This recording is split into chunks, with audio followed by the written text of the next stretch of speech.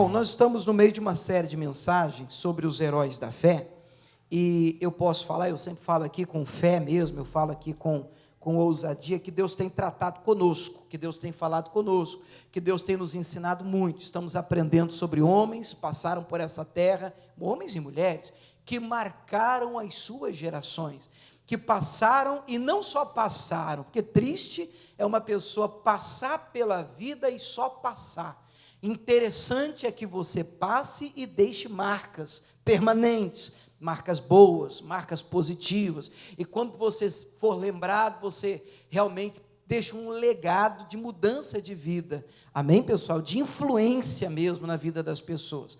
E esses homens deixaram marcas permanentes, positivas, marcaram a geração deles, e tudo isso pela fé, porque o que fez a diferença na vida deles foi a fé. O que nos mostra que pela fé nós também podemos fazer toda a diferença, amém? Vamos lembrar daqueles que nós já vimos rapidamente aqui. Nós já falamos sobre Abel, que foi o primeiro personagem, o primeiro herói da fé. Que mais? Com Abel a gente aprendeu a viver acima da mediocridade. Você ainda lembra disso? O que é o medíocre? É aquele que vive culpando os outros. Foi o que o Caim fez. Ele colocou a culpa no irmão Abel, porque Deus havia aceitado a oferenda de Abel e não a de Caim. E Caim ficou nervoso com Abel. E às vezes a gente fica nervoso com os outros quando a culpa é nossa. Nós é que escolhemos o que oferecemos a Deus. Nós é que escolhemos o que plantamos. Nós é que escolhemos as sementes que vamos usar. E os nossos irmãos não são culpados por aquilo que acontece na nossa vida. Amém, pessoal? Se você oferecer coisas boas a Deus, ora, o próprio Deus falou com Caim dizendo: se você fizer o bem, haverá aceitação para ti. Interessantíssima essa mensagem, e nos livra, nos desprende dos laços da mediocridade. Quer culpar os outros, que eu entendo até ser covardia, você culpar os outros por aquilo que você tem experimentado na sua vida. Verdade que às vezes o inimigo pode usar a circunstância, pode usar até pessoas para tentar nos magoar, nos ferir, nos jogar para trás, nos prender. Aconteceu com José do Egito, que também é um personagem aqui.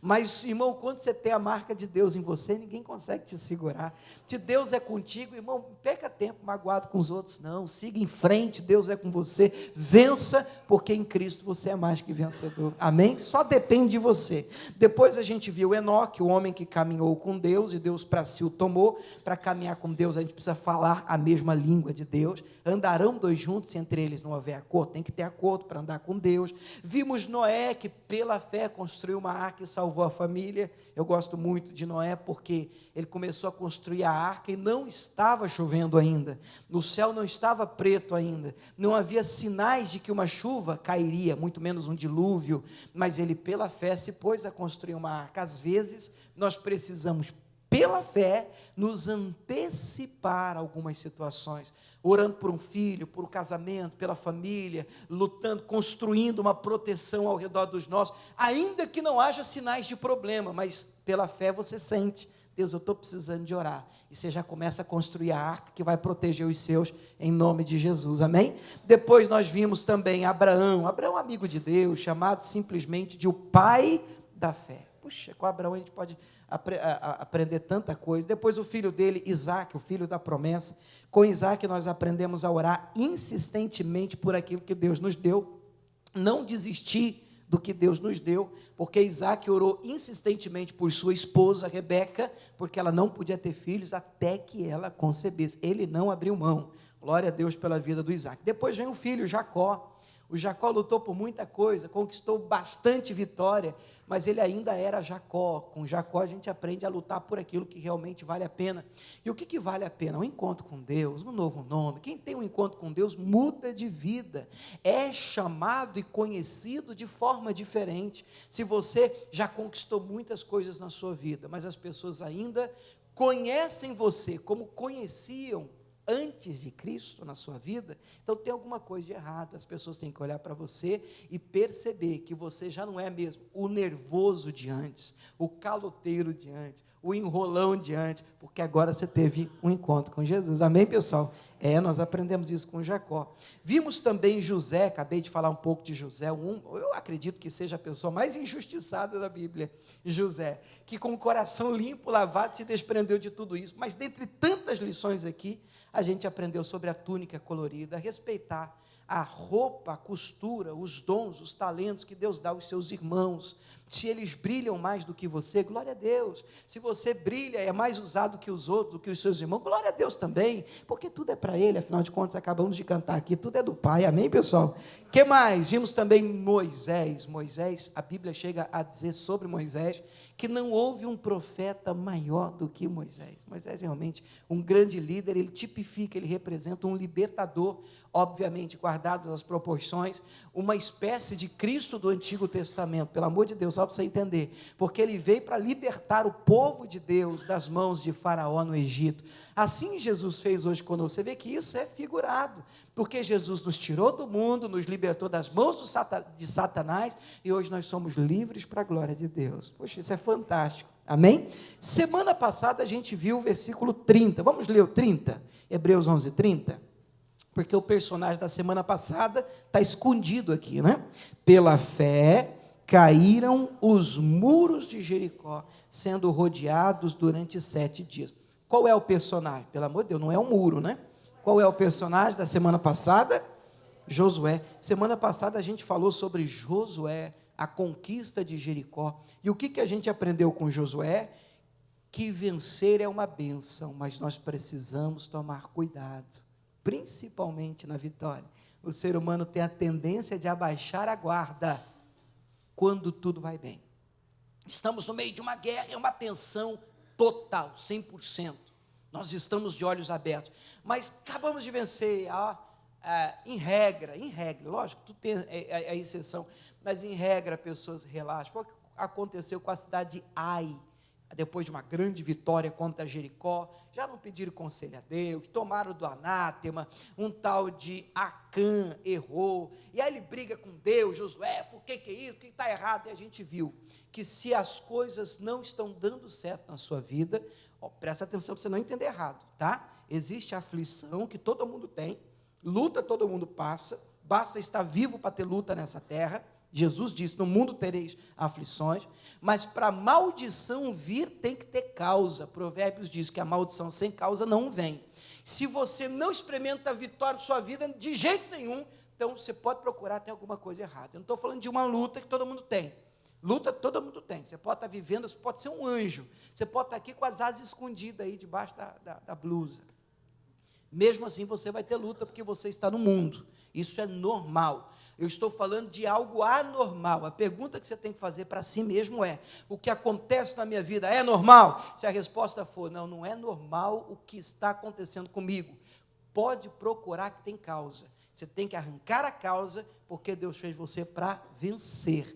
Deus não fez você para perder. Se você só perde, tem alguma coisa de errado. Tudo bem, pessoal? Foi o que a gente viu semana passada. Quero lembrar vocês que essas mensagens estão todas disponíveis na nossa página no Facebook da igreja.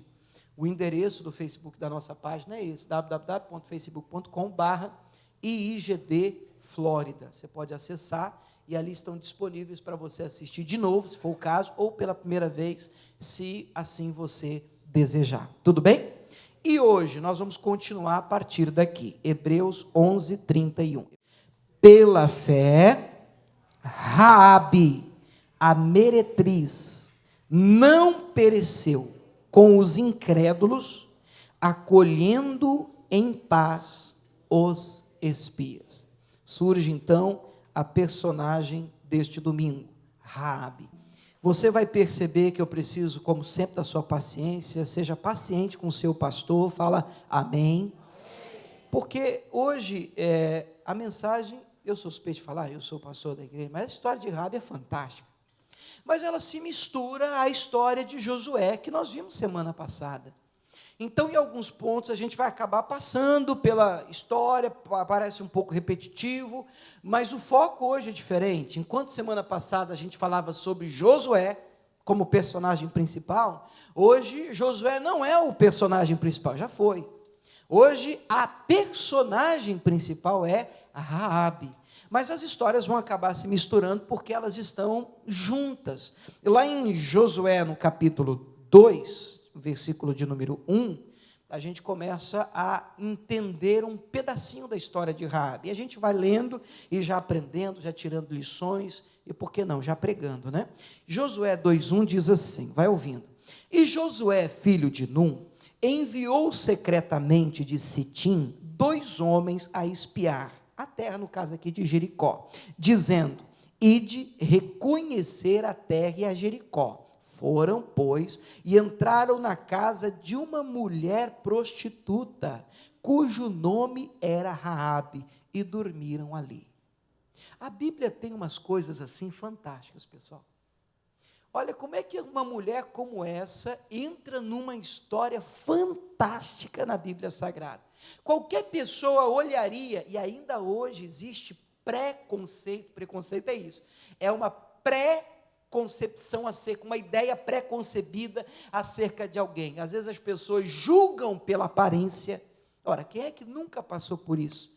E você é julgado pela aparência, a pessoa bate o olho, olha para a roupa e te atende de uma maneira diferente. Em loja, às vezes a gente passa, não sei se você já passou por isso, eu já passei por isso. Aí você coloca, uma vez eu fui no Brasil, junto com a Camila, a gente estava num calçadão em Bauru, e normalmente eu ando social por ser pastor.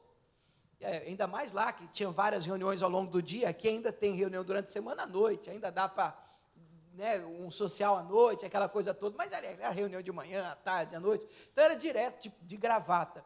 Só que naquele dia eu não estava de pastor, assim, maneira de falar, né? Estava de calça jeans, de tênis, de camiseta, e aí eu fico mais novo do que pareço. Fala amém. Esse pastor é abusado, né? Aí sim, aí eu viro um menininho. E aí a gente foi assim no calçadão, eu olhei um óculos, e aí um óculos de sol, eu me lembro, eu não sei se a Camila lembra disso, a gente estava no calçadão na cidade de Bauru. Aí eu entrei numa loja assim, tinha um balcão, e eu não estava vestido como quem tem dinheiro, entendeu? Que às vezes você passa por algumas situações. Aí eu disse assim, quanto é esse óculos aqui? Aí a moça, a vendedora, olhou assim, diante de Deus, eu estou falando, não sou mentiroso. A moça olhou para mim assim e disse, olha, ali nós temos os da promoção. Eu falei, caramba, eu quero saber quanto que é esse aqui. E eu estava numa fase muito complicada, eu não estava totalmente liberto do gasto. Hoje eu estou liberto do gasto. A Camila, é sério, irmãos, eu tinha um problema. Às vezes as pessoas falam muito da mulher gastona. Lá em casa, eu era o gastão. Meu Deus, eu tinha um negócio assim, um cartão de crédito, na hora que passava, e saiu o papelzinho, passou. Puxa, que coisa linda, irmãos. Era um prazer enorme. O papelzinho saindo assim, passou, eu assinava, maravilhoso.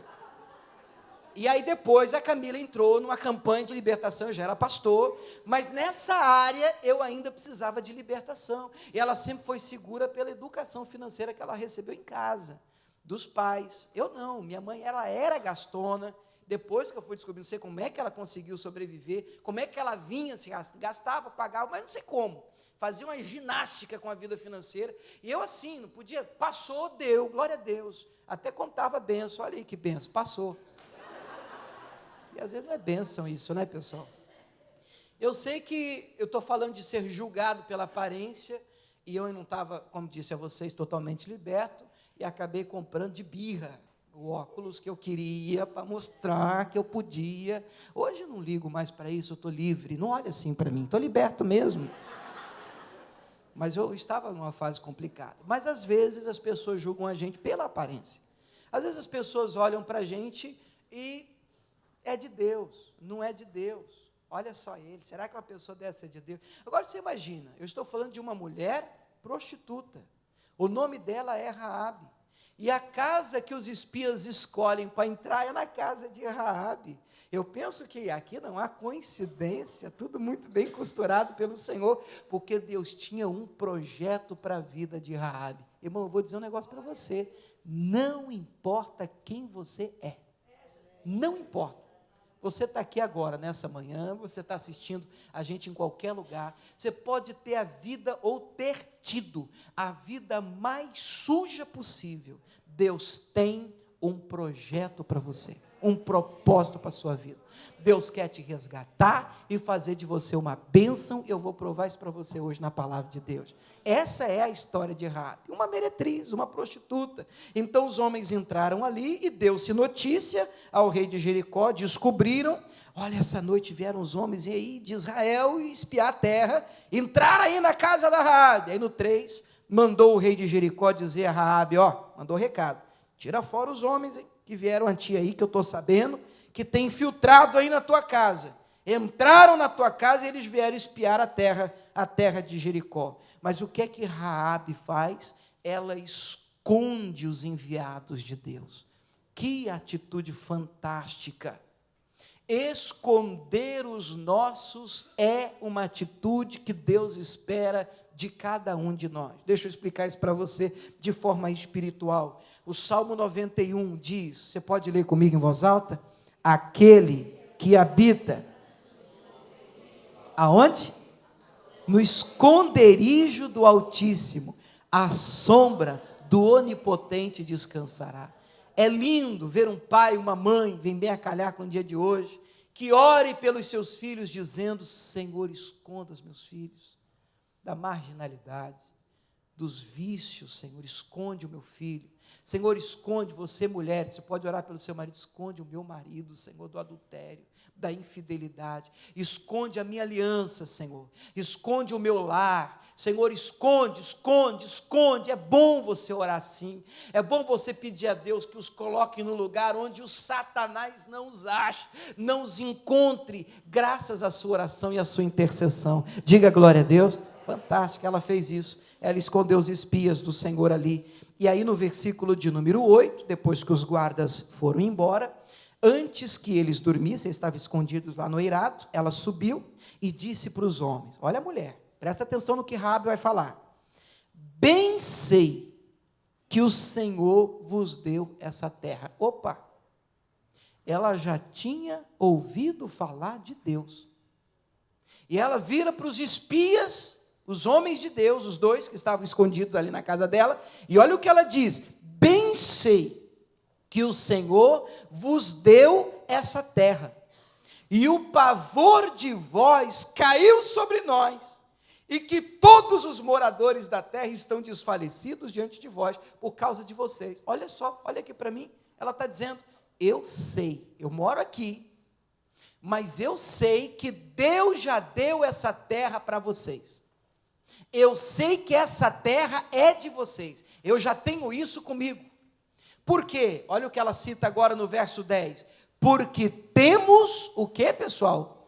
Ouvido que o Senhor secou as águas do Mar Vermelho diante de vós, quando saíeis do Egito, que fizeste aos dois reis dos amorreus, a Sion e a Og, que estavam além do Jordão, os quais destruís, vitórias que Deus já tinha dado para Josué, para o povo de Deus, para o povo de Israel, o que ouvindo desfaleceu o nosso coração, e em ninguém mais há ânimo algum, por causa da vossa presença. Agora lê o finalzinho de vermelho, porque o Senhor, vosso Deus, é Deus em cima nos céus e embaixo na terra. Quem é que está falando isso? Uma mulher prostituta. Estou achando que ela é mais crente que os crentes. Olha a conversa dela. Ela vira para os dois espias que estavam ali para saber se realmente Deus tinha dado a terra para eles, precisavam de um sinal, de uma confirmação, esse negócio todo. Então ela vira para ele e diz, o negócio é o seguinte, eu estou escondendo vocês aqui. Agora eu tenho ouvido do Deus de vocês, das grandezas desse Deus, do que ele fez contra o rei tal, contra o outro rei tal, vai prestando atenção, contra, lá na situação do Mar Vermelho, quando ele abriu o mar, eu tenho ouvido desse Deus, e eu sei que ele é Deus no céu e na terra. Uau, fantástico, a Raabe é que diz isso para eles. Agora deixa eu abrir um parênteses aqui, para a gente não perder o texto. Irmãos, é muito bom quando alguém fica de pé na igreja para contar um testemunho do que ela ouviu. Pastor, olha, eu vi que o meu filho, a minha esposa, o meu marido, o meu pai, ele estava assim, ele foi curado, e olha, glória a Deus, aconteceu na vida dele. Uma vez eu estava até pregando isso aqui. Mas outra coisa mais linda e poderosa é você poder um dia ficar de pé e contar um testemunho. Gente, eu quero falar com vocês, não é sobre o que eu tenho ouvido lá, mas é sobre o que está acontecendo aqui. Entendeu o que eu estou falando? É bonito falar do que Deus fez lá? Claro. É bonito você levar uma mensagem para alguém dizendo, olha, Deus está operando lá, tudo isso é muito bacana. Mas quando você diz, olha, eu quero contar para vocês algo que Deus fez aqui. Minha vida mudou. Eu era doente, Deus me curou. Eu tinha um problema, Deus resolveu. Aconteceu aqui. Amém, pessoal? Eu desejo a vocês hoje, irmãos, que vocês possam sair daqui para contar coisas maravilhosas, não só do que Ele tem feito lá. Olha, Deus está fazendo lá na Igreja da Graça, legal. Mas e aí? E na sua vida? E na sua jornada, caminhada com Deus? Eu desejo que Deus faça muitas coisas também, amém? Mas é fantástica a conversa de Raabe, irmãos. Olha o que ela diz agora para eles, no 12. Agora, pois, jurai-me, eu quero que vocês jurem pelo Senhor, que como eu usei de misericórdia com vocês, vós também usareis de misericórdia para com a casa do meu pai, e dai-me um sinal seguro, certo, de que conservareis com a vida meu pai, que mais? Minha mãe, como também os meus irmãos, minhas irmãs, com tudo que tem, e de que livrareis as nossas vidas da morte. Que coisa linda. Chama os dois no terraço, né? O negócio é o seguinte, eu sei que o Deus de vocês é Deus verdadeiro, e eu sei que vocês vão conquistar isso aqui, ela já sabia. Só que eu quero firmar um pacto, eu quero a palavra, eu quero que vocês jurem por Deus, no Antigo Testamento podia, de que vocês vão guardar a minha vida e a minha família, o meu pai, a minha mãe, os meus irmãos, ela se colocando na brecha pela família. Não se esqueça que eu estou falando de uma mulher prostituta, intercedendo e lutando pela salvação da casa.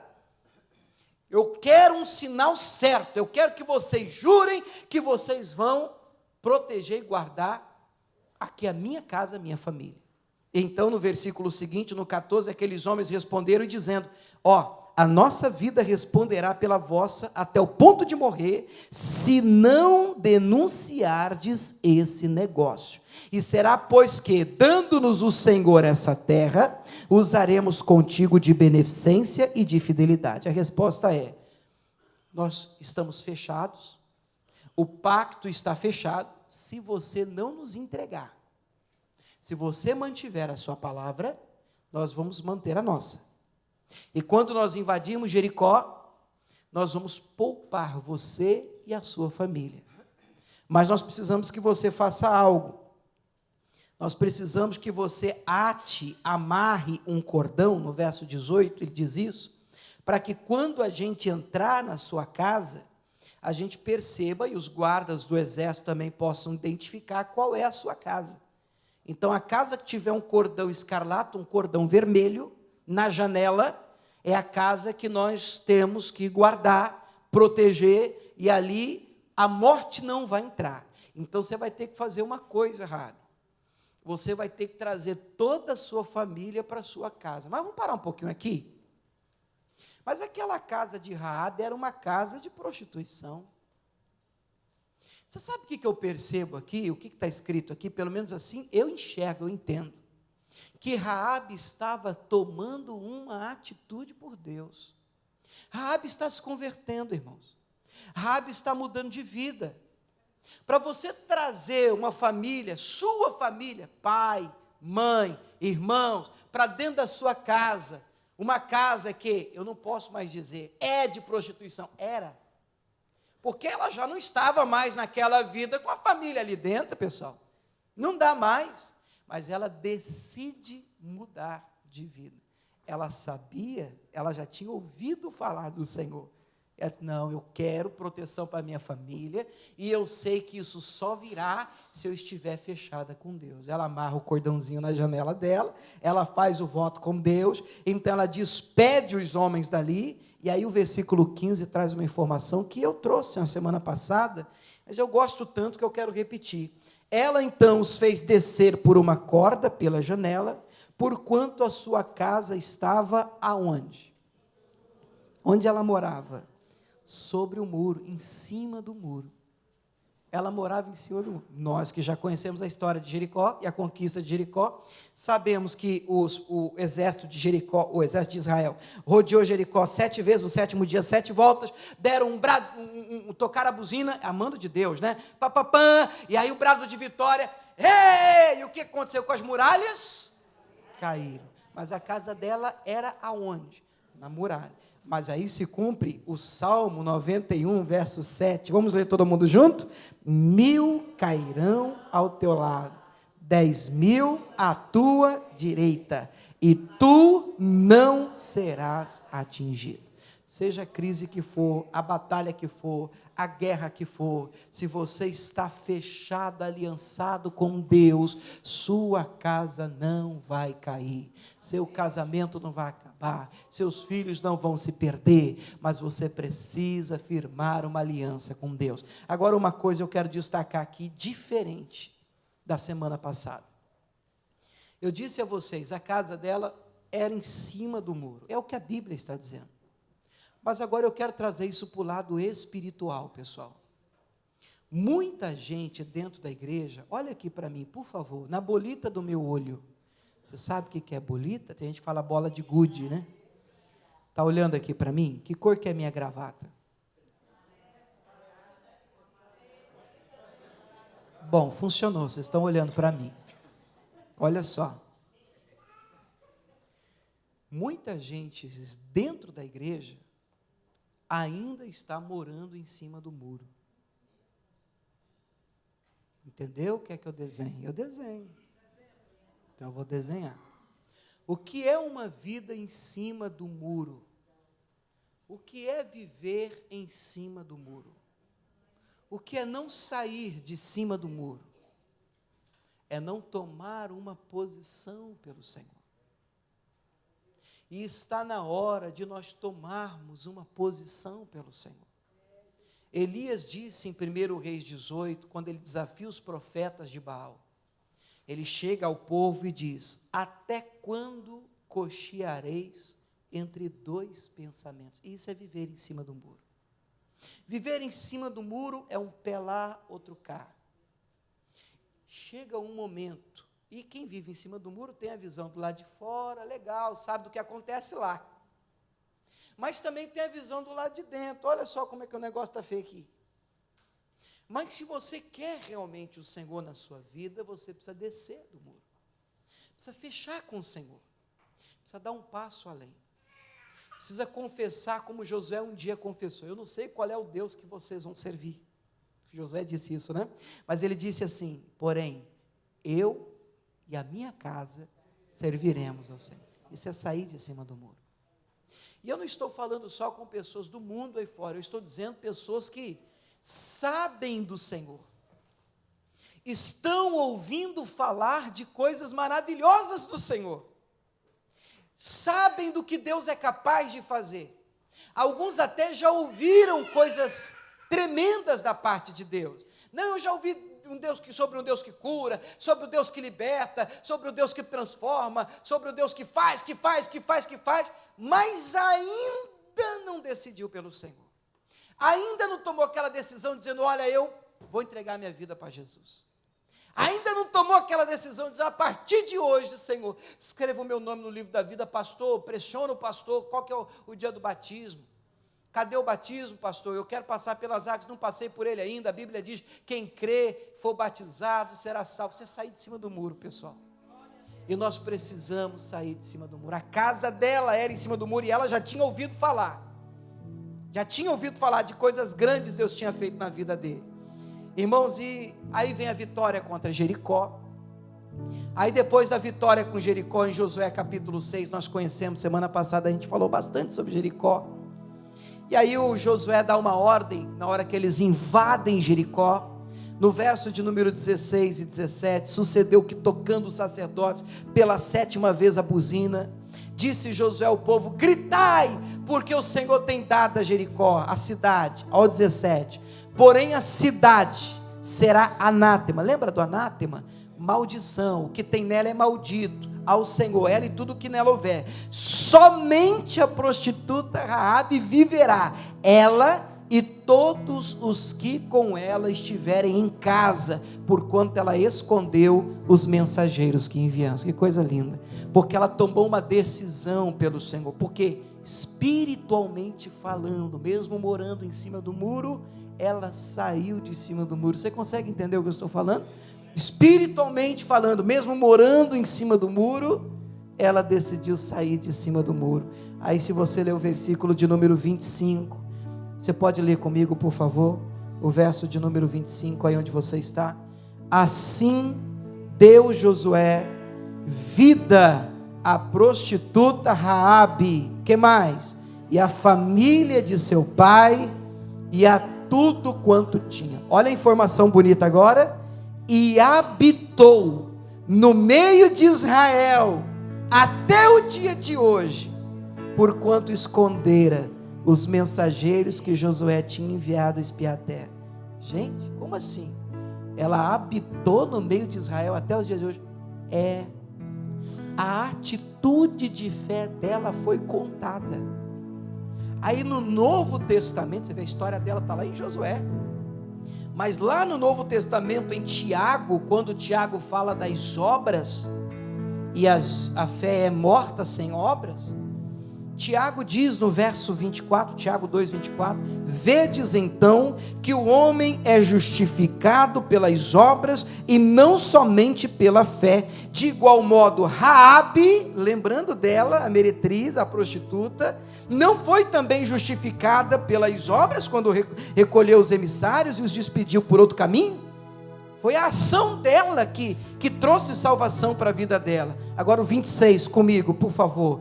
Porque assim como o corpo sem o espírito está morto, assim também a fé sem obras é morta. Lá no Novo Testamento, Raabe passa a ser um exemplo do que é mostrar a fé pelas obras.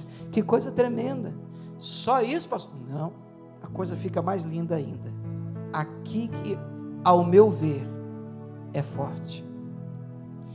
Você começa o Novo Testamento, o primeiro livro, evangelho do Novo Testamento é Mateus, e o primeiro capítulo é o 1, lógico.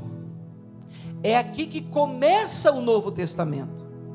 Como é que começa o Novo Testamento? Falando sobre a genealogia de Jesus Cristo. O que é isso? Genealogia.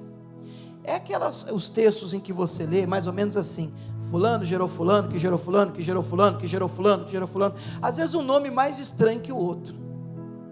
Mas um pedaço eu preciso ler para vocês, porque isso é fantástico, gente.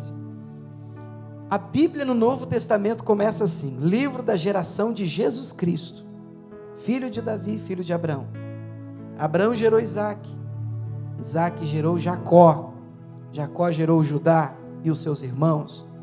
Judá gerou Tamar, a Pérez e a Zerá. A Pérez gerou a Esrom, e Esrom gerou a Arão, e Arão gerou a Aminadab. Aminadab gerou a Naasson, Naasson gerou a Salmão. Pastor, cada nome, né? Quem está grávida aí pode aproveitar, né? Olha que bênção. E no verso seguinte, no 5, Salmão gerou de Raabe a Boaz. Boaz gerou Ruth, a Obed. Obed gerou Jessé. Jessé foi o pai de Davi. Davi gerou Salomão, da qual foi mulher de Urias. Aí você pula lá para o verso 16, para terminar a genealogia, onde vai dar: Jacó gerou José, marido de Maria, da qual nasceu quem? Onde é que Deus foi colocar essa mulher? Na história de Jesus, na genealogia de Jesus. Uma mulher prostituta, que decidiu sair de cima do muro. Irmãos, deixa eu te falar, isso aqui é importante. Você tem que entender isso aqui, tem que entrar no teu coração. Porque Satanás, a palavra diabo significa acusador. E ele é mestre em ficar colocando culpa nas pessoas. Diz, imagina, com a vida que um dia você teve, Deus pode escolher você para fazer alguma coisa. É ruim, hein? Está amarrado em nome de Jesus de Nazaré. Está repreendida essa voz do inferno. Deus pode e quer te dar um lugar de honra na família de Deus, fazer de você uma bênção nas mãos dele, colocar você entre os grandes. Deus pode fazer isso. Os pensamentos do rei de Deus são maiores que os nossos pensamentos. É só você sair de cima do muro. Amém, pessoal?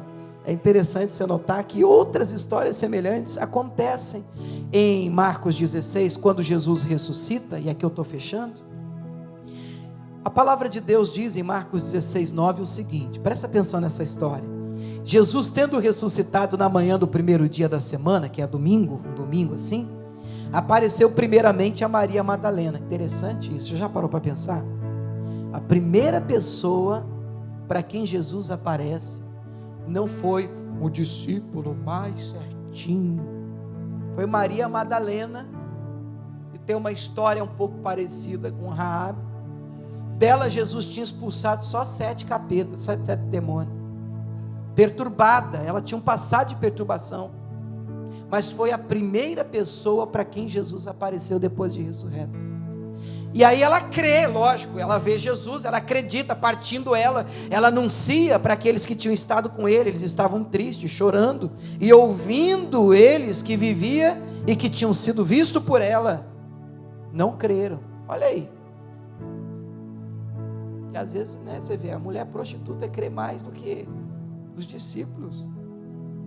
Que coisa esquisita. E depois manifestou-se de outra forma a 2 deles que iam pelo caminho do campo, indo eles anunciaram aos outros, e nem ainda esses creram. Poxa vida, imagina o que é você passar 3 anos ensinando um grupo. Foi o tempo que Jesus investiu neles. Olha aqui um minutinho para mim, isso é importante. Houve pastor melhor que Jesus? Houve professor melhor que Jesus? 3 anos ensinando esse grupo. Quando Jesus aparece, eles não creem, eles estão chorando. Quanto tempo Jesus ficou fora? 3 dias. 3 anos ensinando, 3 dias fora.